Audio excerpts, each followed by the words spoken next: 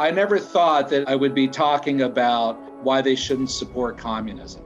I thought we would have learned that lesson over 30 years ago. How would you define socialism?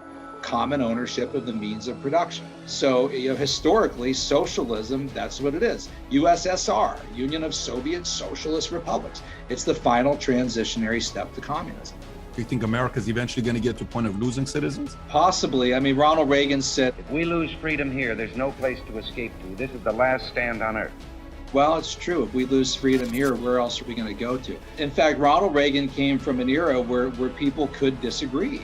But you get this kind of mob media platform, this culture of intimidation, of cancel, and it starts going after people. And I find that one of the more disturbing things about America today. And also, too, people just aren't well read. They're not taking the time to research things. But this is the kind of culture that we're in. 30 plus years after the collapse of communism, we should not be having the debate as to whether or not communism was bad. And the fact that we are shows we're really in trouble as a country.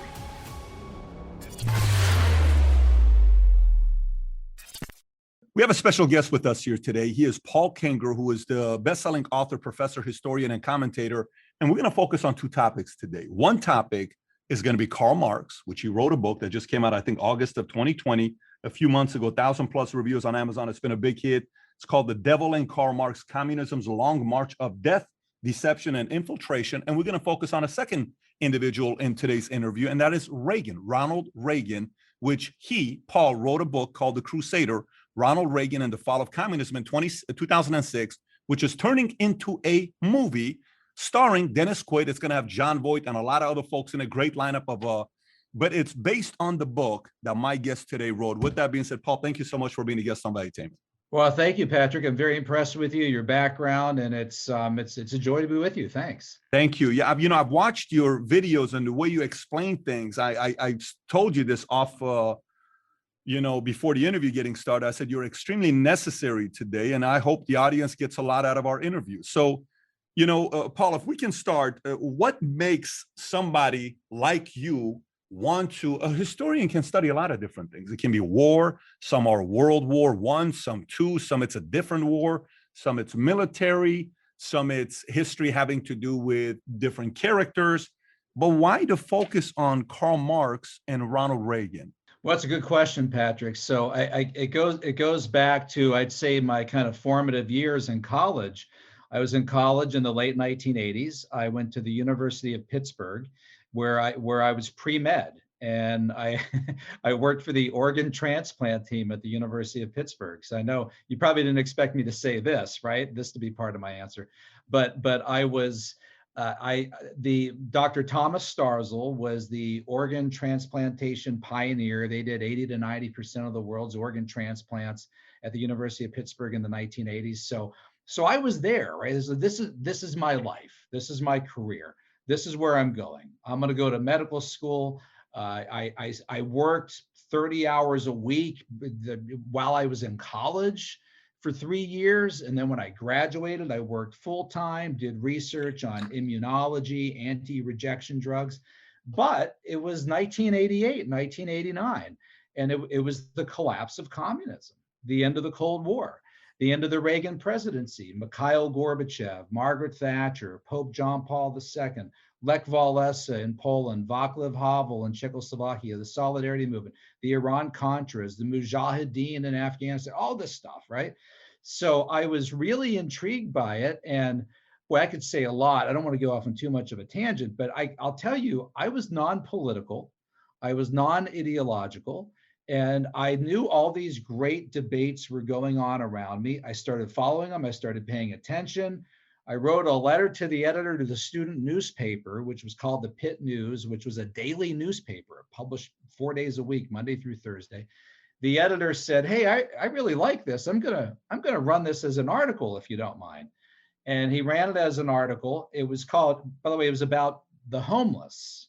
And as a science major, a non-political person, non-ideological person, I heard these people on campus who I was told were liberals, right? And they were blaming the homeless problem on Ronald Reagan.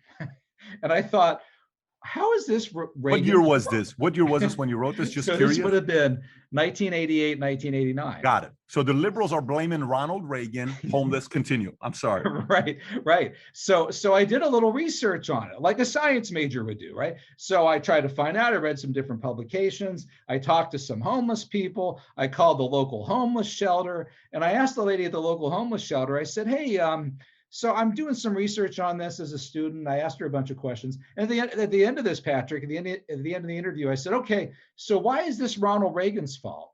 And she said, "Young man, Ronald Reagan's fault? These people are mentally ill. I don't know what they're teaching you at that university," right? By the way, I know they're not all mentally ill, but this was her response, right? And so I wrote this up in the student newspaper for the student. They published it as a column, and I got called a racist, probably for the first time in my life, right? I got called a fascist. So the next article that I wrote, by the way, this is symptomatic of, I think, me and you both, right? When they attacked me, I didn't crawl under a rock. I said, damn it, that's not right, right? I'm going to respond to this. So I wrote another article on arming the Contras in Nicaragua, which I thought seemed like a common sense thing to do. I didn't know why people on campus were protesting this. Why wouldn't you oppose communism? I wrote that piece, and I got called a Nazi, of all things, a Nazi, right? A fascist. I remember my father picking me up from class on a Friday afternoon, give me a ride home. He said, "Hey, how's that newspaper column thing going that you're doing?" I said, "Oh, pretty good, Dad." I said, "You know, this is amazing. I got called a Nazi for the last column I wrote." He said, "A what?" I said, "A Nazi, a Nazi." I still remember him looking at me in the car. "A Nazi." Yeah, I said, yeah. He said, "What are you writing about, Hitler?" I said, "No, I'm not writing about Hitler, Dad." I said, "There's these people on campus, they're called liberals. And when you disagree with them, they savage you. They call you the worst names in the book. They're calling me all these different names." And he said, "Well, you know, hang in there." I said, "Oh, I'm going to hang in there." So I continued to write. And then pretty soon I ended up becoming the campus conservative, the editorial page editor. They called me all these different names. And here's the big picture to kind of long answer to your question. It was the end of the Cold War. It was the collapse of communism. It was 1989. So this is what I wrote about. And I became really, really intrigued with the end of the Cold War, communism, all these different ideologies. And long process, I'll sum this up in 30 seconds. This was long and agonizing, but I decided not to go to medical school, to instead go to graduate school. I went to American University in Washington, the School of International Service, and took up studying international affairs, the Soviet Union, Eastern Europe, the Middle East. I teach Middle East politics to this day at Grove City College in Grove City, Pennsylvania. And that became sort of my calling, I guess. That's what I started writing books on. And I started writing books specifically on the collapse of communism, the Reagan presidency, end of the Cold War. And Patrick, I thought I'd be writing from communism from a historical perspective, right? This is bad, this is evil, here's how many people this ideology killed, so forth. I never thought that in the year 2021, I would be talking about trying to teach people why this is bad, why they shouldn't support communism. I thought we would have learned that lesson over 30 years ago. Let me ask you this. By the way, powerful right there on your testimony, how you came about. What a timing, 88, 89, Reagan, communism clashed. And it makes sense to why wanting to study those two figures. But question for you, 88, 89 versus today. 88, 89, we didn't see what happened on campus. If there was no videos, if somebody was protesting against you, we didn't see any of that. That was taking place around the country. We didn't see that hardcore liberal. The media would have to go there to record it. Versus today, how big of a difference is it between 88, 89 versus 2020, 2021?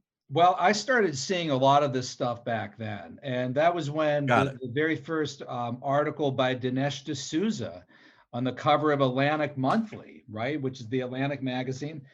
And that was his book, Illiberal Education. That was sort of the start of the political correctness movement. And it's funny that we're having this conversation. I'm a senior editor for the American Spectator. I'm writing the history of the American Spectator, which I read in the late 1980s. And I was going back through that period, 89, 90, and I went back and grabbed from an old box in my basement the articles that I wrote for my student newspaper. And the last one that I wrote was titled something like Favorite columnist, which is like a sarcastic thing, right? Says goodbye to some unthoughtful words, not with some unthoughtful words, to some unthoughtful words. And I went through words like fascist, Nazi, racist, homophobe, hater. You could get called all these words, even if you weren't these things, right? Just for simply opposing liberals and leftists on this stuff. So this sort of demonization of opponents, that was already going on. I think the difference now, what's so dangerous and sad about the current period, is because of social media and media platforms today, you can really get a quite literal, right, Twitter mob against somebody. Yep. And people can come after you en masse by the thousands and millions. And there just wasn't that sort of alacrity, speed of protest, of organizing that you see today. But that stuff was out there back then. And I remember too, one more, June 1989. Two things in June 1989.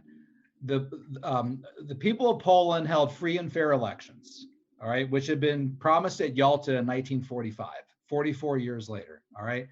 That same week, everybody forgets this was the same week, Tiananmen Square happened in China. And I remember the Chinese students on my campus, University of Pittsburgh, who came up to me as the conservative that they knew of on the student newspaper. And they said, we're looking to demonstrate. We're looking to hold a protest. We want some people to march with us. How do we find the protesters? And I kind of laughed, Patrick, because I thought, these guys aren't going to protest this, right? I mean, they're protesting arming the Contras. They're protesting apartheid in South Africa, right? But they're not on the streets protesting what's going on in Tiananmen Square. And these poor kids, they protested, they marched alone. And they marched alone on Pitt campus. They had paper bags over their heads to conceal their identities. They wore bandanas over their mouths so the regime back home wouldn't know who they were. But that was one of those lessons too, that the American left, man, on a dime, they would protest what was happening in Chile under Pinochet, right? Years earlier under Cuba under Batista in the 50s, right? What was going on in South Africa? But you get, a communist crackdown on pro-democracy demonstrators in Beijing. If you pressed them and said, this is bad, right? They might say, yeah, it's bad, but they weren't marching in the streets over it. So a lot of that stuff that we're seeing today was around. It's been around for years. Let me ask you. So I got three questions for you. So let me write down the third one so I can kind of get to it here. Okay. So number one question is the following. When I was in the Army, they told me when you go in, as much as I used to curse a lot because I, pre-25, I was a cursing machine. So when you go in the Army, you know how they say they curse like you curse like a sailor or, all that stuff. Everybody dropped the F-bomb. And when I tell you F-bomb, it was like every other word, like adjective, adverb, noun. It doesn't matter what it was, right? I grew up with guys like that. Yeah. Okay. So I was one of those guys. Yeah. I got to tell you, Paul, after about a couple weeks, I never heard the F word anymore. Like I couldn't even hear it. So I get out of the Army. I'm working at Valley Total Fitness in Chatsworth. My friend at the time, Fernando, says, Pat, do you know how foul of a language you got? I said, what do you mean? He says, every other word out of your mouth is, and you're talking to customers like this, like, let me see what I can effing get you. And I love it. Hey, what's up, mother? And I'm like, so go on. You just did it again. I'm like, oh, she says, you may want to if you want to kind of become a manager here one day, you got to clean up your language. Yeah. So you know what? I wasn't aware of it. So I kind of worked on it. Here's my point. Do you think the weight behind the word Nazi, racist, bigot has lost its weight because everybody's throwing around nowadays where it no longer has the weight it once had? Or do you think it still carries weight? Yeah, it should carry far less weight. And I mean, especially today where, you can get called that for anything, for any reason. And this is something that I've tried to tell liberal friends of mine for years, right? You call somebody a fascist, right? Well, watch out, because when the real McCoy comes along someday, no one's going to believe you when you call out somebody who's really a fascist. You call everyone a racist, no one's going to believe you when someone comes along who's genuinely a racist. And by the way, I say this to conservative friends a lot. Just because someone's a liberal, you disagree with them, don't call them a commie. right? Communism is a very unique, specific thing. You might call him a radical lefty, right? Call him a lefty crazy, call him a loony left, something like that. But don't fling that kind of language around. Both sides need to be more careful and thoughtful about their rhetoric and their names. But the left in particular, I mean, I've had people say to me, I've heard this more in the past 6 months or so, especially after the Trump administration, right? That people just simply no longer take that charge of racist seriously, because the left has absolutely so abused it and annihilated it that it doesn't carry the weight that it should. Yeah, it's funny you say that. I had David Horowitz on. You know David Horowitz, Oh, yeah, who is yeah. a pretty well-known. We've had him at Grove City College, yeah, a couple of years ago. Amazing, yep. Yeah, I had him on, and he kept saying, "Everybody, the Democrats are communists." I said, "You can't say that." He says, "I'm telling you, they're coming." I don't believe every one of them is, because we're losing them. He says, "Everybody keeps saying." So, anyways, we had a nice, interesting conversation together on, because I agree with you on the fact that we're also labeling everybody. Not everybody's in the same box.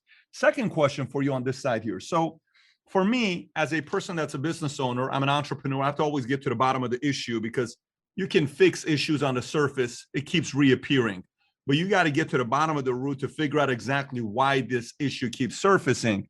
So you said this has been going on for a while. Okay. So I'm 42. Okay. I came to the States November 28, 1990, which means I don't know pre-November 29. Matter of fact, I didn't even follow politics for quite some time. So go even past that, right? If this has been going on forever, has this been going on forever, as in since biblical times, pre-biblical times? Meaning, are we always going to go through this 20 years from now, 40 years from now, 80 years from now, 300 years from now, 800 years from now, 1,000 years from now, because it's a cyclical cycle of one person makes the money, the other one says it's unfair, he feels envious, let's take the money and give it to everybody else. So it's a constant pendulum that will go through and it's never ending. Or is it any way different today than it was before, 40 years from now, 80 years from now, 100 years from now, 500 years from now, 500 years ago? Well, I do think it's worse now than ever, and it's getting worse. But like, for example, yesterday in class, I teach a course on Marxism. We were talking about the Hollywood 10, and every single member of the Hollywood 10 was a member of Communist Party USA. We had their 5-digit Communist Party USA numbers. In fact, they were presented before the members of Hollywood 10 when they were speaking to Congress October and November 1947, House Committee on Un-American Activities.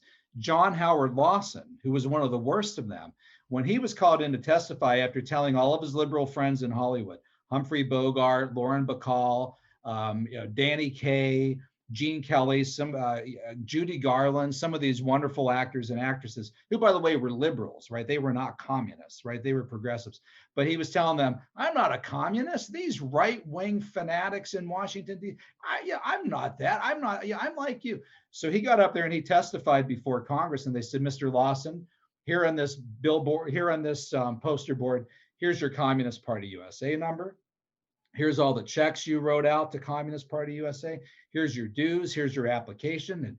And John Howard Lawson, Patrick, you know what he did? He kind of stirred in his seat and he yelled, Nazis, right? This is like the Reichstag fire in Berlin. He just started calling them names, right? He just started calling, and these guys, all that they had done was expose them as being a communist. So what did he do? He called them all these names. Probably would have called him a homophobe if that name had existed back then, right? So you see this among the kind of extreme left for quite some time. I'll go back a little further. Karl Marx, I spend a lot of time on this in The Devil and Karl Marx.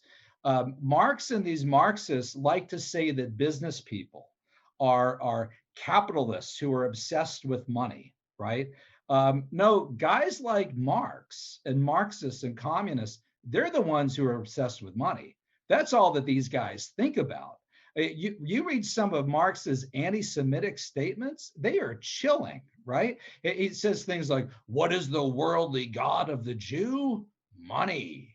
What does the Jew worship? Haggling. And I read that and I think to myself, no, Karl, you're the one that worships money, right? You're the one that's obsessed with money. You're so obsessed with money that you can't even think enough about your own money. You think about everybody else's money. right? You want a central government to come in and forcibly take it and redistribute it. So it's funny, oftentimes when they're yelling at you, hater, screaming at them, and you're thinking, I'm not hating at all. I've got a smile on my face while you're talking to me. They're projecting onto you what they're really feeling.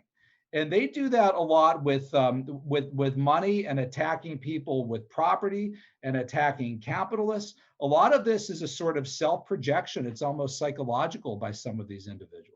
Paul, what was communism called pre-communism? That's a good question. And I had a professor in graduate school who used to like to say that the Jacobins were the first communists, right? And so the Jacobins, of course, were there in revolutionary France, beheaded 40,000 people by guillotine in 1 year between 1793 and 1794. And of all things, today in the American left, one of the more popular avant-garde ideological magazines is called The Jacobin, and they have a little meme with a guillotine. It's nothing to laugh about, right? Nothing to laugh about.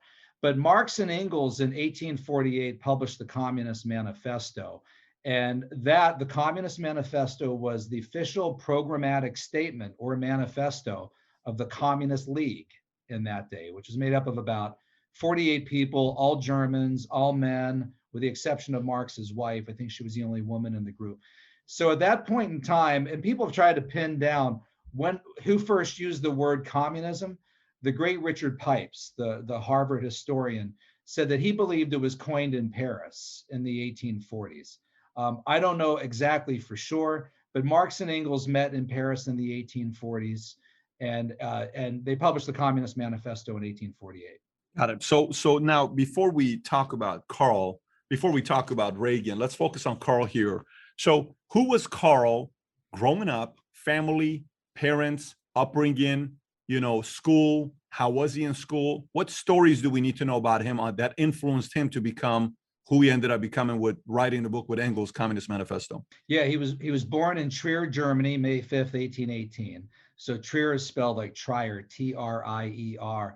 And it was one of the most religious cities in all of Germany, very heavily Roman Catholic. In fact, the ancient cathedral in Trier was built in the 320s, not the 1320s, the 320s, around the year 330. And it was built, financed by Helena, Saint Helena, the mother of Constantine, of all things, who made a pilgrimage to the Holy Land and came back with all sorts of artifacts. She believes that she found the actual cross that Christ was crucified on, the actual crown of thorns, which to this day allegedly is the cross of thorns that's in Notre Dame in Paris. And she even believes that she found the holy robe, which was the robe that Christ wore on the way to the crucifixion that the Roman soldiers cast lots for at the feet of Christ at the crucifix. That holy robe is in the cathedral in Trier. So Marx grows up in a very, very religious city. His father, the family was Jewish, many rabbis in the family background, pretty faithful family. Father converted to Lutheranism, probably at least in part under the social pressures of the day.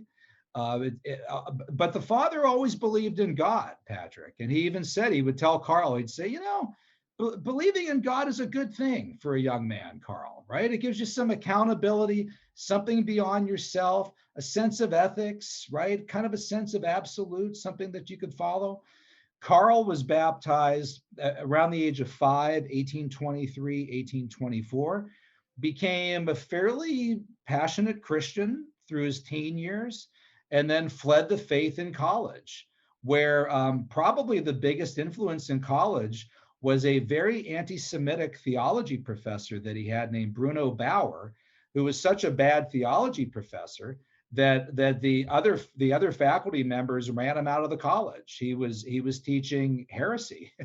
And so Bruno Bauer and his favorite student, Karl Marx, together in 1841 started what they called an Archives of Atheism, a journal of atheism, which quickly folded because they couldn't get any support for it. But at that point, he pretty much put religion behind him in the 1840s. and became a pretty militant, aggressive atheist after that. Was there a falling out between him and his dad and his parents, or no? Oh yeah, What was the oh yeah. falling And out? What happened? I quote a chilling letter in The Devil and Karl Marx. I think it was March 2nd, 1837, March 1837. And it's a letter between Marx and his father. And the father is very harsh toward him in that letter. And I really think excessively harsh. But Marx loved his father, admired his father. And after that, the father died not long after that. And Marx, from there on, looked to his parents, well, his mom, primarily for money. Marx was horrible about making money, an absolute deadbeat dad who would not provide for his wife, would not provide for his children. Both his mother and his wife expressed the wish that Karl would start earning some capital instead of just writing about capital. He sent his wife out begging for money to his wife's in-laws. Karl went to his own in-laws. The only way that Marx was able to do what he did was because of Friedrich Engels, because Engels inherited a pile of money from his capitalist, wealthy industrialist father, and Engels became Marx's sugar daddy, his subsidizer. And frankly, Engels was pretty sick of it too, the way that Karl all the time was pumping him for money constantly. Marx refused to earn a living. The family, his wife, Jenny, Jenny's family was so upset at Karl's refusal to make any money that the family lent their nursemaid, a girl named Helene DeMuth, who had grown up with Jenny. The family loaned her out to Karl and Jenny, and they called her Lenchen. Karl refused to pay her a penny, and in fact, Karl got her pregnant behind Jenny's back. And then Lenchen, Helene, had a baby. Karl refused to admit that the child was his, and of course, refused to pay the child a penny of child support. So, the type of world that Marx was looking to create would have been a world where the government took care of somebody like Karl, while he sat around on his butt with carbuncles and boils and refusing to bathe and never earned a dollar.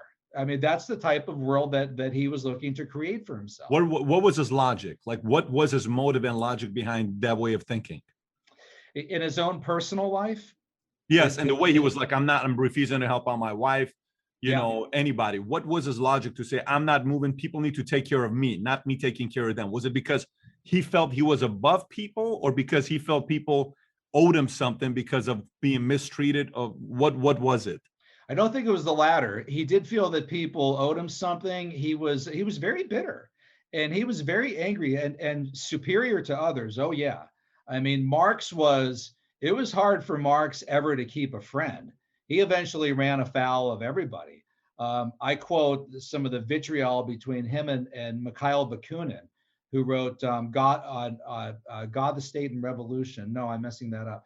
But who was another militant atheist, and said, "Oh, here's Karl flinging his bile at me now, like he does at everybody." And Engels was one of the only people who hung with him.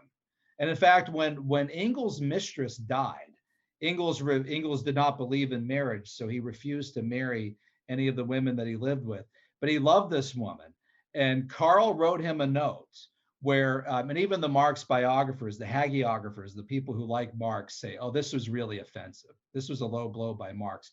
Marx, in the first 1 or 2, 3 lines, acknowledges the death of Engels' girlfriend, and then gets on to the next 20, 30 lines with a more important question of asking Engels for more money. And Engels was so offended by this, he wrote back this diatribe letter: "Even my capitalist friends show more sympathy than you." And he almost cut Marx off permanently at that point. But he came to realize that that's just how Marx was. He always thought about himself. Incredibly selfish. What was Engels' reasoning for wanting to financially support Marx? What's in it for him? Yeah, the cause of communism. And when Engels first met Marx, he referred to him in a poem as the monster of 10,000 devils. The monster of 10,000 devils. And he talks about this poem, this black man from Trier, right? He's using black here in the sense of darkened, right? Like darkened figure, this foreboding presence who he had this strange allure to. And Engels' faith story is much more complicated. He had grown up a Christian, never really wanted to leave the faith, and always had this kind of, so he felt Carl like pulling him over to the dark side almost. But they formed this partnership, the Communist Manifesto. I quote in the book, Marx, Engels writing to Marx, Carl, give a little more thought to the Communist Confession of Faith. I think we should drop the catechetical form and just call it the manifesto. So they even talked about this document that they were writing in religious-like language. So this became something deeper for them. This was their calling, right? This was their vocation. This was like almost a religious enterprise to them.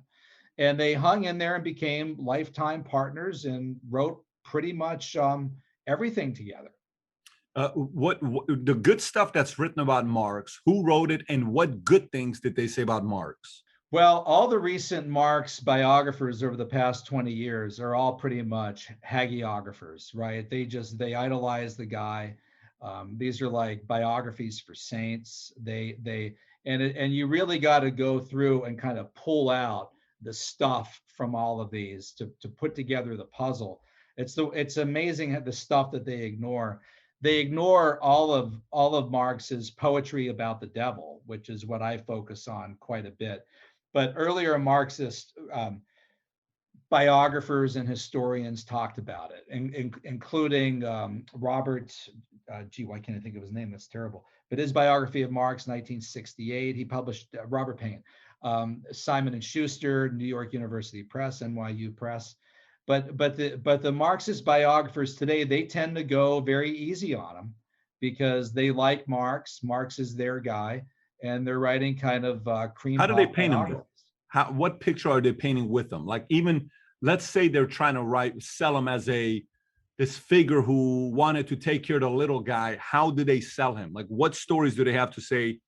That one time he saw a bird and it was on the ground hurt, and he picked him up and brought him home and fed him for 3 months and built a ring and he flew off. Like, what stories are they telling about him? Yeah, that's a good question. I mean, these are in many ways love letters. In fact, one of the Marx biographers, recent ones, her name is Mary Gabriel, and she wrote, I think it's called Love and Capital, which is a biography of Karl Marx and his wife. And I got that and I thought, how can this be a Valentine, right? I mean, how in any way? And to be fair to Gabriel, she does talk about some of the sordid stuff, the bad stuff, the cheating, Marx not fulfilling his role as a husband, letting down Jenny. But at the same time, she really drills down and accentuates and focuses on the nicer things about them. So she doesn't ignore everything. Some other Marx biographers, though, they're pretty bad. I'll give you an example. I don't want to call this guy out by name, but I focus on a moment between Marx and a guy named Karl Heinzen, who was a fellow socialist. And Marx like corners Heinzen in his apartment. And Heinzen said he was staring at me with the eyes of a wet goblin, right? He almost described in sort of demonic terms. We had just drank a couple bottles of wine. Marx wouldn't let me out of the apartment. And Marx is like taunting me. And this guy Heinzen finally said, if you don't get out of my way, I'm going to throw you down. And he had to slam Marx down and break out of the apartment, got outside, went down the steps, got outside, and Marx is like yelling at him from the apartment window. This biographer who tells this story, his first name is Francis, he tells it, he thinks it's charming. He thinks the story is charming. And I read that and I thought, what the hell? How could anybody, I'm literally thinking, hell. I mean, the guy's describing Marx in like demonic terms. Eyes like a wet. Did Marx like men? Did Marx like men or no? Was he attracted to men? I've never seen that. Okay, got it. Just curious. Yeah, I know. I don't know. But okay. How two people could look at something and one could say, oh man, this is chilling. This is all. The other guy's like, oh, how charming. But I think it's the other guy's fault. I know I'm biased too, but I look at that and I don't think this isn't charming. This isn't funny. This is So bad.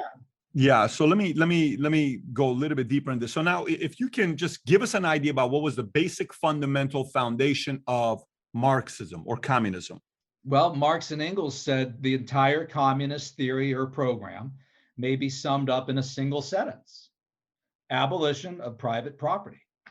So there you go. I mean, that's so if you had Marx and Engels in the room and said, hey, in one sentence, describe communism, they'd say, well, that's easy. We did in the Communist Manifesto, right? The entire communist theory may be summed up in the single sentence: abolition of private property.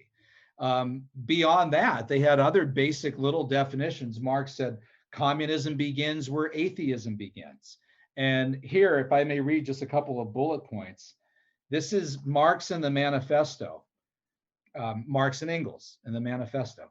Communism represents the most radical rupture in traditional relations. By the way, which it sure does.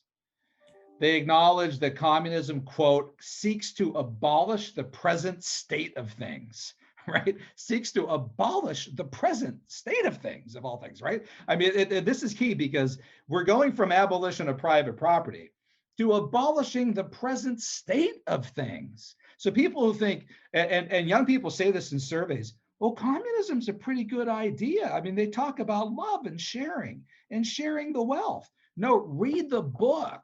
They talk about abolishing the present state of things. These guys aren't tinkerers. They're not talking about like increasing tax rates, right? They're not talking about adding a couple of programs to the welfare state. Abolish the present state of things. What does that mean to you? What does that mean to you? Well, in the case of when you read the totality of what they're writing, it is truly a totalitarian philosophy. And totalitarian, in the strictest sense of the word, a fundamental transformation of human nature. I mean, they are really looking to redefine human nature. The final paragraph of the Communist Manifesto, everybody remembers, workers of the world unite. You have nothing to lose but your chains. They write this in the final paragraph: the communists openly declare that their ends can be attained only by, now listen to this, only by the forcible overthrow of all existing social conditions. Okay? Our ends can be attained only by the forcible overthrow of all existing social conditions. I mean, you and I, right? We know this as scholars and intellectuals. You never say all about anything, right? You might say communists call for the forcible overthrow of those things in society which are unjust, right? They want the forcible overthrow of all existing social conditions. And Marx, here's one more phrase in the manifesto, close of the manifesto, last page of the manifesto. Communists everywhere support every revolutionary movement against the existing social and political order of things. Now you hear that and you think to yourself, this explains a lot, right? You might be watching a particular rally on TV, a riot or whatever. And you think, why is that guy there with a hammer and sickle? What does that have to do with communism? Wait, they're protesting the unjust death of George Floyd? What's the communist doing there? What does that have to do with communism? Well, if whatever is going on, right, is some sort of movement against the existing social and political order of things, these guys will be there, right? I mean, they'll team up. If it's redefining marriage or gender or whatever else, something that you might think doesn't have anything to do with capitalism or anything that these guys could have thought of in the 1840s. If it's about redefining and annihilating the existing and social political order of things, they'll be there. Paul, do you think he wrote this book with Engels for them to experience the power themselves, or was it because I read somewhere where when this book was taken by Lenin, Stalin, all those guys, it was almost like they wanted to take ownership for what this could happen, but Karl couldn't fulfill his own prophecy. What was his long-term aspiration of writing this book? So the book came out in 1848, so he had been 30 years old. He died in 1883. Engels died a little bit after that. So, he lives for 35 years after the publication of the book. And he talks in some of his glowing moments about how communism will allow for him to fish in the morning, farm in the afternoon, raise cattle in the evening, criticize after dinner, right? He talks about it in this very utopian language. As to whether he would have lived to see it, if he believed he lived to see it, I don't know. But he talked about communism as this dialectical march of history, this inevitable march. This is part of the point of communism. This is inevitable, they believe. This is the inevitable logic and march of history. In fact, Engels called it scientific socialism. And Engels said in his eulogy for Marx at Marx's funeral, he said, this is the Darwin of the social sciences. He has done for the social sciences what Darwin did for evolutionary biology. This is the natural evolution of history. So history would evolve from feudalism, slavery, from feudalism and slavery to capitalism, to socialism, to communism, right? So socialism would be the final transitionary step to communism. Lenin and the Bolsheviks, they get into power. Lenin at one point in January 1917 was depressed. He said, I don't think I'll live to see the revolution in my lifetime. And then America declared war, World War I, Woodrow Wilson, April 2nd, got a war declaration from Congress, April 6, 1917. The Tsar abdicated, and the Germans put Lenin on a boxcar and let him pass through, dropped him in the middle of St. Peter's Square. And by October of 1917, the Bolsheviks had their revolution. So, and Marx and Lenin and Stalin and these guys, they believed, Lenin wrote a number of important articles and statements on this. They believed the revolution needed a vanguard, a regime, a cadre, a group of individuals, a kind of an anointed group to raise the consciousness of the masses and the workers, right? You couldn't just wait for this to transcend, for this to evolve. No, we got to abolish this now. We got to abolish that now. We got to get to work. We got to take power. Got it. So if you're looking at it right now and you were to say the following countries are full on communism, what would you say is full on communism based on their definitions? Castro's Cuba, the Castro brothers, right? Raul now, Fidel died a couple years ago. The Kim's North Korea. Those are really textbook cases of totalitarian communism. And you get this all the time. Somebody watching this will probably complain. A Marxist out there, they say this all the time, Patrick. Oh, well, that's not really communism, right? That's an aberration of communism, right? Marx and Engels would have never supported the gulags. Well, you go to Marx and Engels' 10-point, what they call it, for the forcible overthrow of all existing conditions, forcible overthrow. Go through their 10-point plan. They say right there at the 10-point plan, of course, in the beginning, this cannot be effected except by means of despotic inroads. I mean, they realize you're a business person, any business person, non-business person, anybody should realize that if you make a call for the abolition of private property, you're going to have to use guns and gulags. I mean, people aren't going to roll over for that. And right then and there, you ought to say to yourself, if this is an ideology that's going to require locking people up and killing them and putting them on trains and herding them off to concentration camps, maybe we shouldn't go there, right? Maybe this is a bad idea, right? But that's this is an ideology that necessitates prison camps. I think it's unavoidable. So when you hear Chinese Communistic Party, what's communistic about China? Yeah, that's a great question. And modern China is such a weird case, right? So you have a country that from 1949 to 76 under Mao and the Cultural Revolution, the Great Leap Forward, that was full-blown Maoism, communism, as Mao saw it, right? The sinification of Marxism as he saw it. And then Deng Xiaoping came in 1978, 79, created what he called socialism with Chinese characteristics, where they reversed the collectivization. They started doing mass privatizations. They started freeing up the economy. And basically, they did what was no longer economically communism. So you have the weird situation in China to this day where you have a country that's politically communist, a one-party communist state, but not economically communist. So what does that mean? Yeah. What does that mean? One political party, communist, government is communism. What does it mean, government is communism? Well, and this is where the Soviet Union was, right? And the big thing that Mikhail Gorbachev did in 1990, they abolished Article 10, or is it Article 6 of the Soviet Constitution, which had a communist party monopoly on political power. And every communist state ever, you can only have one political party. By the way, and you can't have free elections because people won't vote for communists, right? When I mentioned the elections in Poland in June 1989 earlier, Patrick, they put 100 seats up for contested elections. Communists lost 100 out of 100. Okay, they didn't win a single seat, right? That's why Castro's Cuba won't hold elections. This is why they don't hold elections, because people will vote communists out. People in the West are like, communism's a pretty good idea. They don't live under it, right? Then why don't the people ever vote for it? Why don't the leaders allow them people to vote for it? So in China, you have a single party, communist party controlled state that doesn't allow political parties.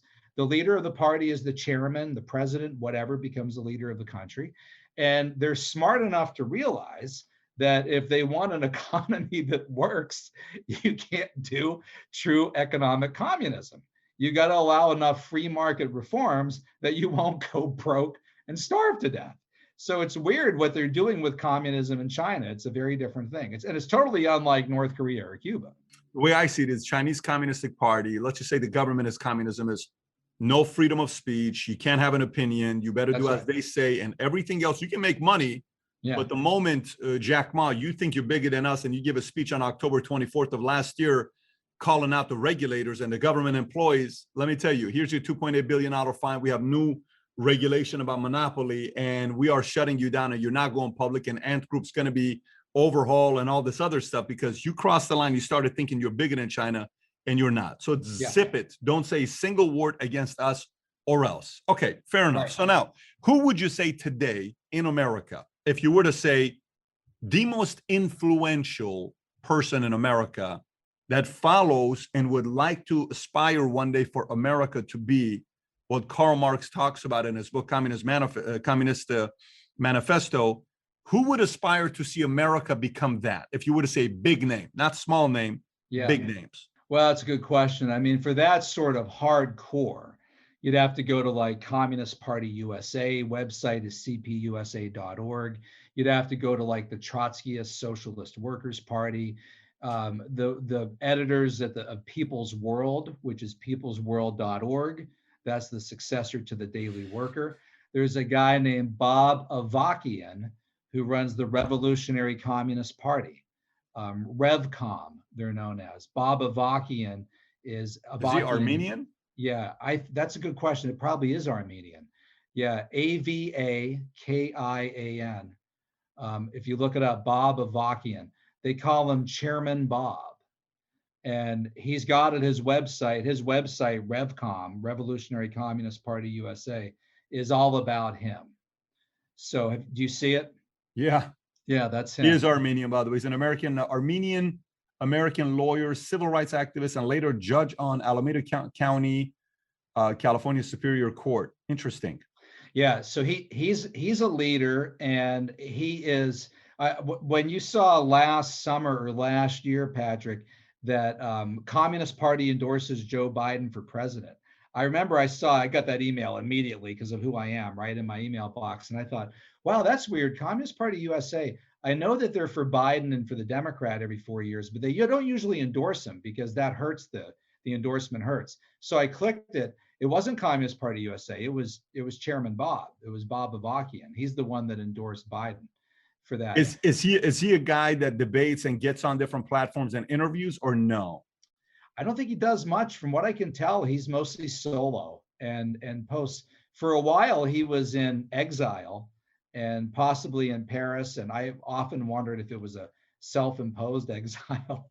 Well, we'll definitely reach out to him because we've had Slavoj Žižek on and we've had Professor Richard Wolff on and a few other guys on. So I'm always curious to speak to them. So, okay. So I think, is it fair to say that the topic of communism is not creating a lot of momentum in U.S. at all? It's not like it's going to one day be a threat to U.S. again, like it was back in the days under Reagan. Well, here's the threat, and here I think is the longer answer to your question.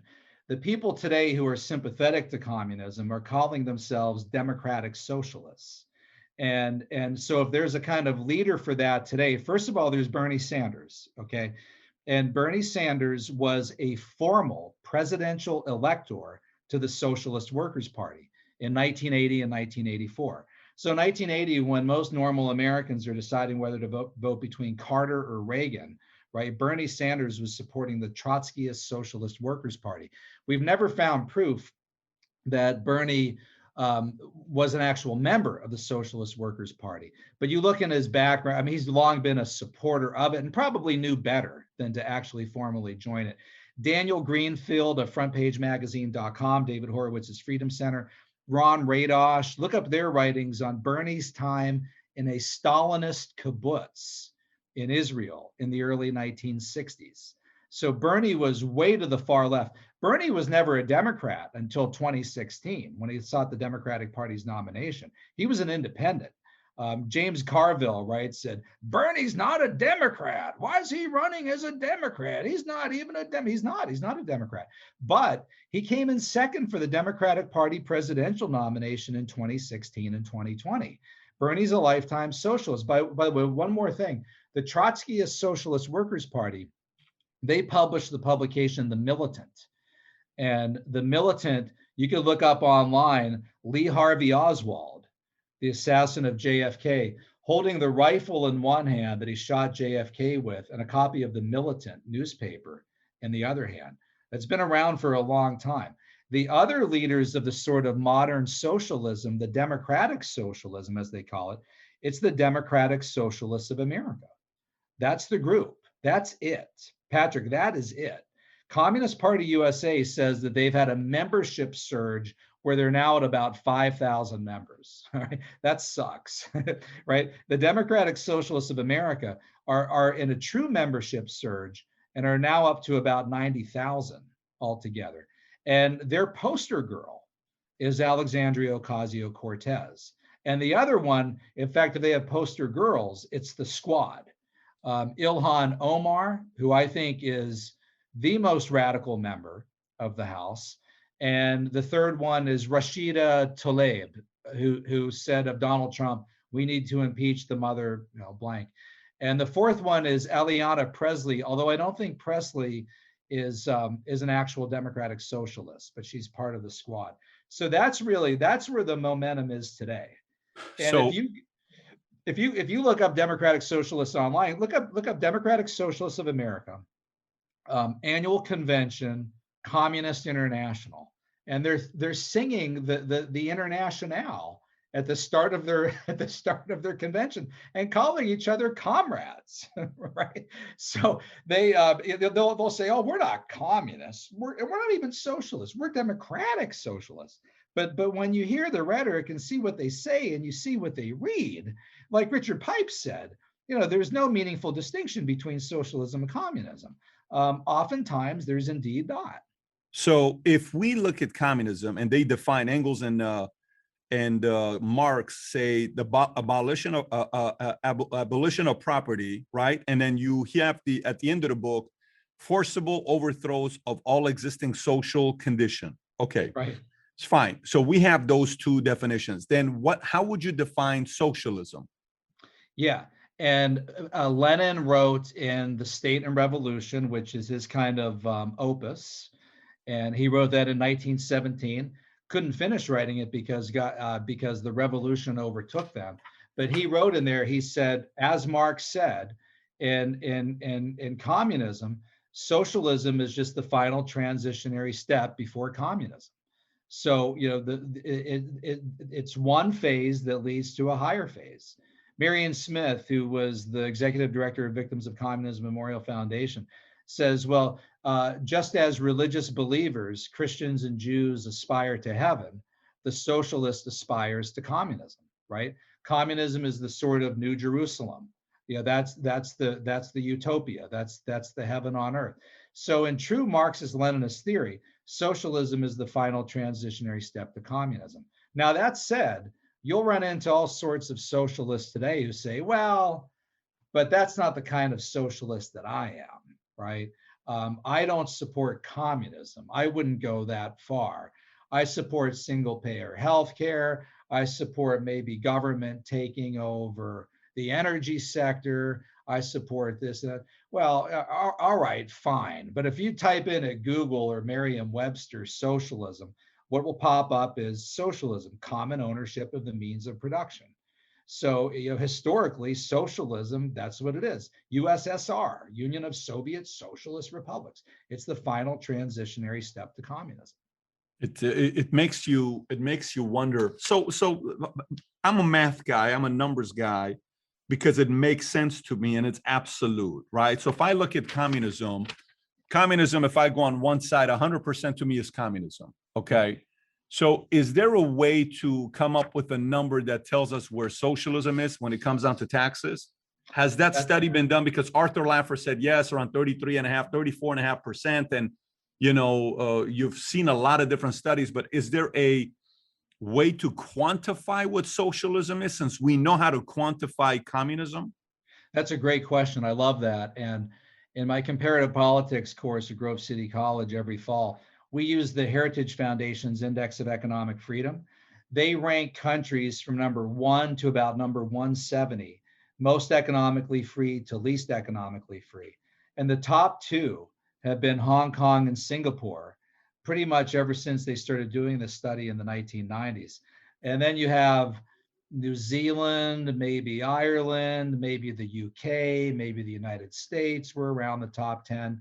And then China, I think, is usually around like 100, 120. Spain, Italy, France, who knows, 30s, 70s, they're all over the place. But at the very end is always North Korea and Cuba.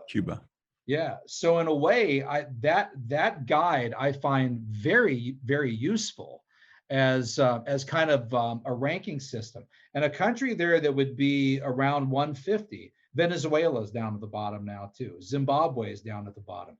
So I'd say when you're in that range of like the bottom 10%, bottom 20%, 150 to 170, you're kind of in, collectivism, socialism, communism, that you're in that territory. Got it. But there's never been a number that they've put to it, meaning if you pay more than 60% taxes, it's socialism. If you pay more than 30% taxes, it's socialism. That's what I'm looking for. Yeah, it's a good question. Yeah, and to do it through tax rates, to truly have abolition of private property.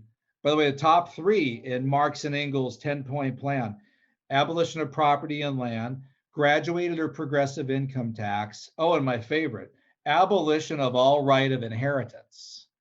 All right.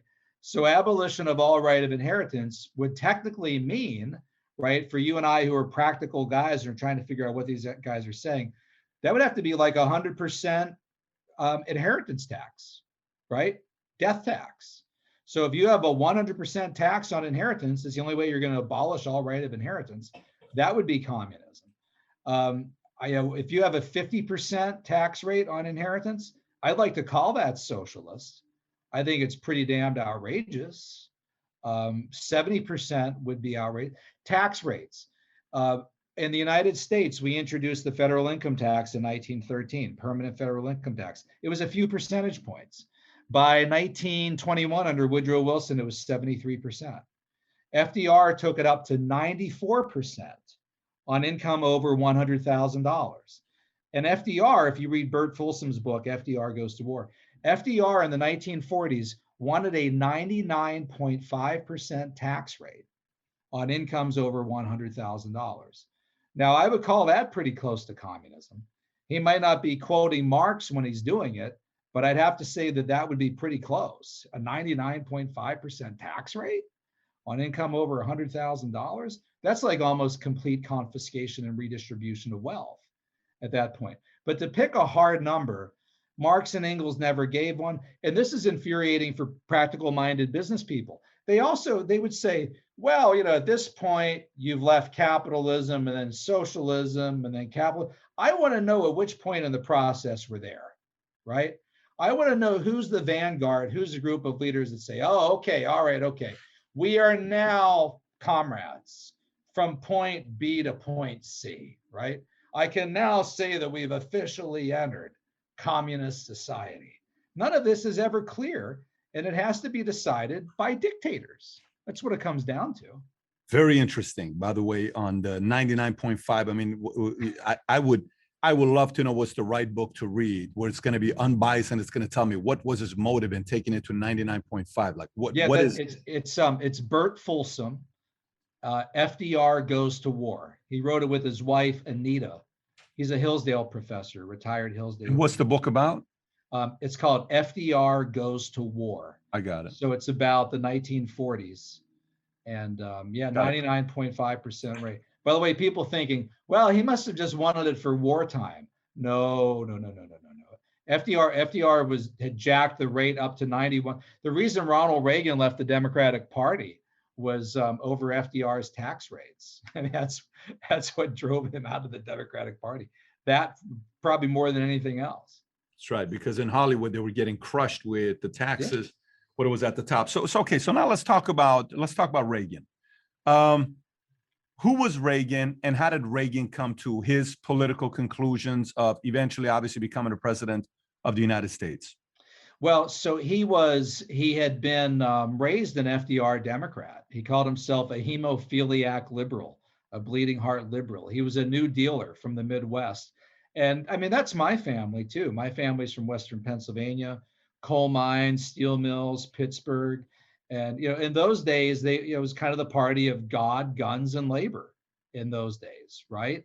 It's interesting that it's what Donald Trump really tapped into here in Western Pennsylvania, fracking industry, West Virginia, coal mining. But so Ronald Reagan came out of that group. His mother was very religious, very, very religious. And when Reagan went out to Hollywood in the 1930s, started making movies, a lot of movies, 1930s and 1940s, among other things, he became weary of kind of this hyper New Deal collectivism, redistributionism, high tax rates, what Reagan called creeping socialism, where you start this new program, that new program, this new program. Pretty soon, how do we pay for all of this? Well, how do you pay for it? Well, you increase taxes, right? On who? Well, on the rich, all right? Well, how do you get any higher than 91%? Well, we go to 94, right? How about 99.5, right? Margaret Thatcher said the problem with socialism is you eventually run out of other people's money at some point. So that got to Reagan. And what really got to Reagan was he saw the communist infiltration of Hollywood. Reagan saw that with the Screen Actors Guild. He was president of the Screen Actors Guild. And he also saw Reagan became a popular after-dinner speaker in Hollywood in the 1940s, where he would go around giving this speech excoriating Nazism, fascism. And one day after he gave this speech to a men's group at his church, the pastor, the Reverend Cleveland Kleiauer, came up to Reagan and said, "Hey, Ron, that's a great speech. Nazism, fascism, evil. But Hitler's dead. There's no movement in the United States at all for Nazism. The war was over 3 years ago. Ron, out there right now, there's another threat out there. It's called communism. And it's pretty brutal too. And I think your speech would be a lot more powerful if maybe you just added in a little criticism about communism." And Reagan, Patrick, said, "Well, that's a pretty good idea. I think I'll start doing that." So Reagan gives his typical stump speech, and he's giving it to one of these progressive groups in Washington, right? And sitting there, the John Howard Lawson, Dalton Trumbo, Hollywood 10 types. Way to go, Ron. Way to go. Get those Nazis, get those fascists. And then Reagan gets to the end of the speech. He writes about this in his memoirs. And he said, at the end of the speech, he said, there's another ism out there, and it's called communism, another totalitarianism. And I'll tell you, if that ever becomes a threat to the United States like Nazism was, I will condemn that just as harshly. And Patrick, Reagan said you could hear a pin drop, right? And he said he got called names, witch hunter, red baiter, fascist scum. All of a sudden, he's like persona non grata. He's like, what am I doing? And he realized, Reagan said, the Reds weren't under the bed. They were in the bed. And a lot of these progressive groups that he thought were good-hearted liberals like him were actually pro-communist. So if this awakened Reagan to the communist threat in Hollywood and the United States, and all of that FDR, everything else, began pushing him out of the Democratic Party and toward eventually the Republican Party and conservatism.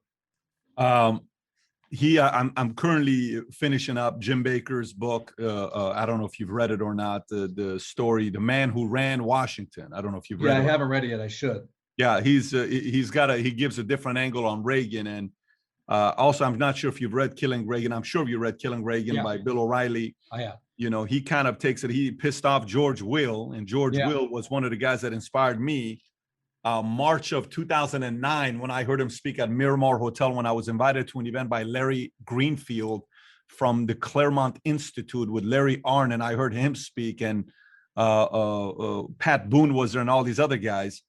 But today, where we are today, you're a historian. You've read a lot. Obviously, you're biased on one side, strong conservative. You even said it yourself earlier, where you said, listen, even me as a person who's biased, when you look at the part saying where he is not letting his friend go down, I mean, that's just that. What do you mean romantic? Or what do you mean by, the words that the guy used? Right. Even I'm biased. That doesn't sound romantic to me.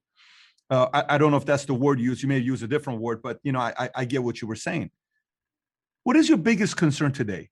We're in America today. We just got done with a 4 years of Donald Trump, which, if you're watching CNN, MSNBC, he's the worst president of all time. If you're watching Fox, he's the GOAT. If you're reading Wall Street Journal, he's great for the economy, but he's rattling too many cages. Depending on what you read, you have a different interpretation of who Donald Trump is. And we go through coronavirus, momentum creates, voting changes the way we're going to vote. Biden wins. We wait 6 weeks to find out. Georgia wins both seats. And then Biden inauguration, Trump doesn't show up, first time ever. And now we have America today.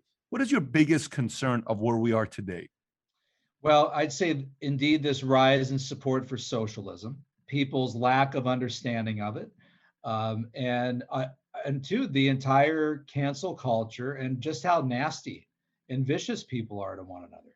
In fact, Ronald Reagan came from an era where people could disagree, and the people in the 1980s on the left side who disagree with Ronald Reagan, at least they liked him as a person. They didn't feel that you had to ruin someone's life. This idea today, I mean, somebody will watch this today and not like what I say and want to write a letter to the president of my college demanding I be fired. People so personalize everything. There's a real lack of charity, of kindness, of decency, of people really getting along like ladies and gentlemen and having genuine disagreement. And also, too, people just aren't thoughtful. They're not well read. They're not taking the time to research things. I had a group of faculty at a college where I was supposed to speak in California last semester. Asked that the invitation to me be withdrawn, and for their evidence against what I had done, they quoted some obscure online publication I hadn't even heard of, and from which they took like a 2-line summary of a book that I wrote, and it was all that they had, Patrick. And I thought, these are fellow academics. I mean, read the book. I mean, how lazy is that? I mean, about not just nasty, but lazy. But this is the kind of culture that we're in, and it makes me not very optimistic. I mean, as the Reagan historian, Reagan talked about the shining city on a hill. I mean, I feel that we're not that shining city anymore. And it's going to be to turn this around. I don't know what it's going to take, but 30 plus years after the collapse of communism, we should not be having the debate as to whether or not communism was bad. And the fact that we are shows that we're really in trouble as a country. You think it'll get to a point where people are going to leave America and go to different places to live, just like everybody else came from other countries to want to live in America? You think America is eventually going to get to a point of losing citizens? Possibly. I mean, Ronald Reagan said, if we lose freedom here, there's no place to escape to. This is the last stand on earth. And he was talking at that point about talking to a Cuban refugee. That was Reagan's 1964 Time for Choosing speech. So I still wonder, well, it's true. If we lose freedom here, where else are we going to go to? But I could see some people, especially professional people, feeling so harassed by the woke mobs and everybody else in America, where they say, I've had enough of this. I'll go live in Europe or something. But in a way, you can't escape social media, right? You can't escape the power of the internet and Twitter and everything else. So it takes a special kind of person, I think, and toughness to withstand this, ignore it, and simply say, maybe like what Reagan said, right? Well, there they go again, right? And just and kind of shrug it off and say, well, this is what they do. This is how they attack. And they're calling me a racist now. Well, they've done it to everybody. They did it to Reagan. By the way, they're really doing that to Reagan now, right? So it's kind of what they do. They're vicious about it. And I guess all we can do is maybe try to teach people to be more respectful of one another. But good luck. How do you deal with that with teaching the youth? I mean, you're seeing what's going on with China giving $400 billion to Iran, 25-year contract, okay, that they're going to get oil in return, but at the same time, influence in education, influence in infrastructure, influence in, et cetera, et cetera. And then you're hearing about New York giving $15,600 to undocumented immigrants who lost their work during the pandemic. And, they're going to spend the state budget of $2.1 billion to helping out. And they're raising taxes. Well, for the top line revenue, officially, New York becomes the most expensive state to live in. It's no longer California. California becomes the second worst, used to be the worst on taxes. How are some of these people making these kinds of policies and making progress on them, and people are buying into them? And the job creators are sitting on the sidelines saying, well, you know what, I'm going to take it a little bit more. Are you sensing the exodus actually taking place from some states? And some of these states are really going to pay a big price, just like maybe they did in 1970, when half of the Fortune 500 companies out of New York left and completely left to a different state. Do you see some states getting crushed? Yeah, I do. And this is a whole other fiscal conversation about the bankrupting of America. I mean, there's only so much longer that this kind of spending and this kind of debt can go on. We've been saying that for a long time, but it's got to reach a tipping point at some point.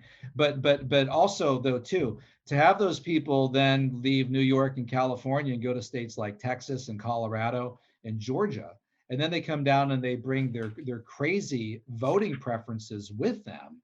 And then turn southern states and Republican states into northeastern states, and in a place like Georgia, where corporations like Coca-Cola and even Major League Baseball, an organization like that, starts politicizing everything.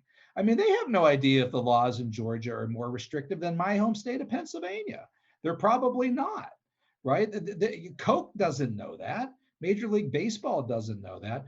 But you get, again, this kind of mob media platform, media mentality, this culture of intimidation, of cancel, and it starts going after people, and people get scared and they buckle. And I find that, to go back to what I said, I find that one of the more disturbing things about America today in the 21st century. We're at the last part of the interview. Paul, I'm going to give you names. It's called speed round. Tell me one word that comes to mind. Okay. AOC. Democratic Socialist. I use two words. Okay. Sanders. Socialist. Pelosi. Oh boy. That's not easy. I'm trying not to be insulting. I was going to pick a word that's insulting there. I shouldn't say what I just talked about charity, right? What I would say would not be positive about her, in my view, mental acuity on certain policy issues. How about Biden? I think he's a Trojan horse. Yeah, Kamala. Kamala, President Harris. Yeah. Obama, increasingly difficult to pin down. I'm starting to wonder, Patrick, if Obama, almost like a Bill Maher type, is kind of moving a little bit more to the center as he gets disgusted watching the cancel culture and some of this other stuff go around him. But that's not a one-word answer, is it? Yeah, but it's very interesting you're saying that, because you wrote about his mentor No, Frank Marshall Davis. Yeah, so it's interesting. Well, and his presidency, I think, was a really bad turning point. I could show you by data that when they ask young Americans every year, do you support socialism or capitalism? All right, it finally flipped to socialism in 2010. Right, a lot of this cultural revolutionary stuff happened under Obama. Obama was really the Obama presidency was a breakthrough period for the left that I don't think will ever turn back from, even if Obama has some regrets, if he ever does, about some of what happened. Got it. So Ted One Cruz, word, right? Ted Cruz. Great. Yeah, I think he's terrific. He's one of my favorite senators. My favorite senators are Ted Cruz, Marco Rubio, Rand Paul. JFK. Anti-communist Democrat. Bill Maher. His party's no longer with us. I agree. Bill Maher. I appreciate his independence. I can't watch his show because of the vulgarity and the other stuff, but I appreciate somebody who's honest and is willing to. He's like Piers Morgan, right? Willing to say willing to go against the politically correct on his side. Anderson Cooper. I actually think he's pretty fair. Yeah. Tucker. Brilliant and needs to continue to be courageous. Be not afraid. Jon Stewart. Yeah, he's a little bit like a Bill Maher. And Jon Stewart, he's a nice guy. He doesn't have a mean edge to him. Trump. That would take another entire show to adequately assess him. But policy-wise, turned out to be a much more conservative president, and many of the policies that I thought he would never embrace in 2016, he did by 2020. Pence. Really nice guy. I don't think he'll ever be president, though. DeSantis. I think he could be president, and he's a really good governor. Well, I got to tell you, I've really enjoyed this. Thank you so much for being a guest on Valuetainment. And we're going to put the links to two of your books, which we talked about today, The Devil and Karl Marx. We're going to put the link below, as well as The Crusade of Ronald Reagan and the Fall of Communism. And we'll put the links for folks to be able to find you as well, whether it's your website or your social media platform. Final thoughts here before we wrap up. Is there any last words you got for the audience? Well, I don't use social media. My Twitter account I've never actually touched, so I got to warn you on that. But yeah, my final advice would be educate. You might have to self-educate yourself and all this stuff, especially if you go to our lousy universities. And have courage, have charity, be not afraid, and try to be a cheerful warrior in this culture that needs cheerful warriors. Ronald Reagan was a cheerful warrior. I like that. Cheerful warrior. So are you, Patrick. I appreciate that. Thank you so much. Thank you for your time. Thank you for being a guest on Valuetainment. Thank you very much. God bless. Take care. God bless you as well. You have no idea how much I enjoy watching interviews or doing interviews on topics of economy. Like, it's so fascinating to me. And some of you either love this stuff or some of you didn't even make it all the way to the end. But if you did, I want to know what you took away from today's interview. And if you enjoyed today's interview, there's two other interviews I want to recommend. Watch either one of them that you want to watch. One of them was with Ray Dalio. At the time when I interviewed him, I think he was worth $18 billion. And we had a very, very deep conversation about economy, methods of thinking. China was a big part of it. You may enjoy this one. And if you've not watched my sit down with Larry Arnn has a lot of similar philosophies to my guest today, Paul. I think you would really enjoy the conversation with Larry Arnn as well. Having said that, click on either one of them that you want to watch. And aside from that, have a wonderful day. Take care, everybody. Bye-bye.